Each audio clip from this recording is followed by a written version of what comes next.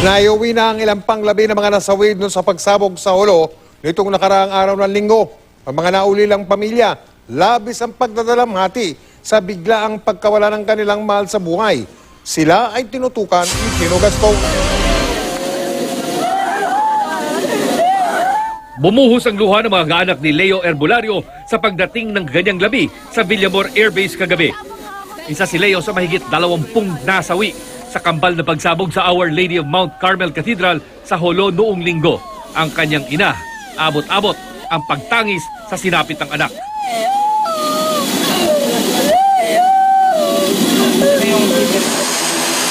Kagabi rin, binigyan ng arrival honors ng Philippine Coast Guard ang labi ni Seaman 2nd Class JP Galicia na namatay din sa pambobomba.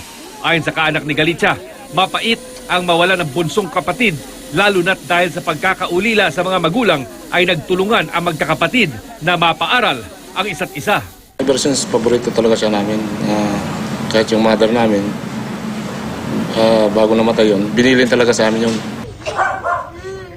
Sa Pagadian City naman inuwi ang labi ni Private Hernan Bulay-Bulay. Ikakasal na sana siya ngayong Pebrero, pero ang dapat sana'y masayang pag-uwi na palitan ng pagdadalamhati. This Feb 15, pag-auwi niya, hindi na matutuloy. Excited ba naman sana siya umuwi? Kasi nga, siya yung nagpalinapit ng ibang parts dito sa bahay.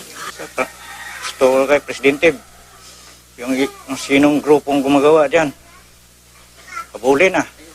Wala nang, ang tawag doon, wala nang korte-korte pa pag mahuli. Kung anong ginagawa niya sa mga nangamatay doon. Ganoon din sa kanila. Duwag sila. Sinalubong din ng kanilang mga nagdadalamhating kaanak ang labi ni na Sergeant Mark Desimbre at Corporal John Mangawit sa Kawayan City. Ang may bahay ni Desimbre nananalangin na wala ng ibang maging biktima ng ganitong uri ng karahasan. Ginawaran ng arrival honors ng 5th Infantry Division sa pangunguna ng kanilang Commanding General ang mga nasawing kasamahan. In our desire to secure the area, hindi talaga natin sila makuha. Kasi anytime they could do that, no? That terroristic act. Chino Gaston, nakatutok, 24 oras.